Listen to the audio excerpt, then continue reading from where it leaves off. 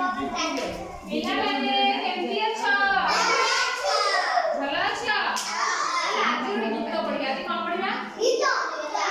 ତାହେଲେ ଗୀତ କୋଉ ବିଷୟରେ ପଢିବା? ଜହ୍ନ। କଣ ଲେଖାଯାଇଛି ଏଠି? ତାହେଲେ କିଏ କିଏ ଭାଇ ଭଉଣୀ?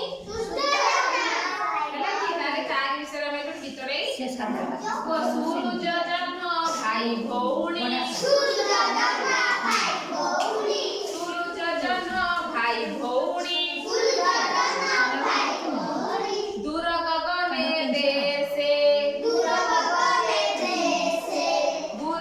ଗଗନ ଦେଶେ।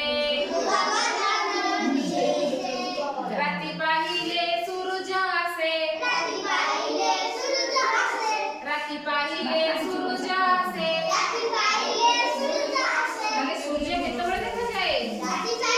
ରାତି ପାହିଲେ। ଯେତେବେଳେ ସକାଳ ହେଇଯିବ ସେତେବେଳେ ଆମକୁ କଣ ଦେଖାଯିବେ? ସୂର୍ଯ୍ୟ ଦେଖାଯିବେ। ହେଲା କି? ରାତି ପାହିଲେ ସୂରୁଜ ଆସେ।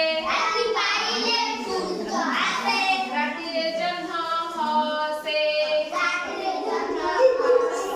ରାତିରେ ଜହ୍ନ ହସେ। ରାତିରେ କଣ ଦେଖାଯାଏ? ରାତିରେ କଣ ଦେଖାଯାଏ? ଜହ୍ନ ଦେଖାଯାଏ। ଜହ୍ନ ଆଲୁଅ ଶୀତଳ ଭାରି। ଜହ୍ନ ଆଲୁଅ ଶୀତଳ ଭାରି। ଖରା ଲାଗେ ତେଜ। ଖରା ଲାଗେ ତେଜ। ସୂରୁଜ ଜହ୍ନ ଭାଇ ଭଉଣୀ।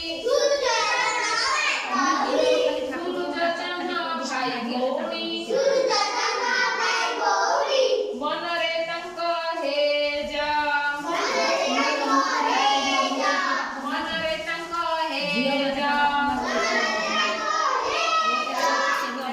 ତାହେଲେ ସକାଳ ହେଲେ କିଏ ଆସେ? ରାତି ହେଲେ ଆକାଶରେ କଣ ଦେଖାଯାଏ? ଜହ୍ନ। ତାହେଲେ କଣ ଦେଖାଯାଏ?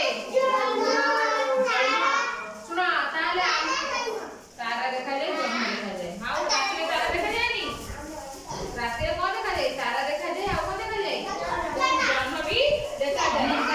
ତାହେଲେ ଜହ୍ନର ଯୋଉ ତାପ, ତାହେଲେ ଆମକୁ ଆଲୁଅଟା କେମିତି ଲାଗେ? ଦେହକୁ ଥଣ୍ଡା କଣ ଲାଗେ? ଶୀତଳ ଲାଗେ। କେମିତି ଲାଗେ? ଆଉ ସୂର୍ଯ୍ୟଙ୍କର ତାପଟା କେମିତି ଆମକୁ ଲାଗେ? ଗରମ ଲାଗେ। ହେଲା କି?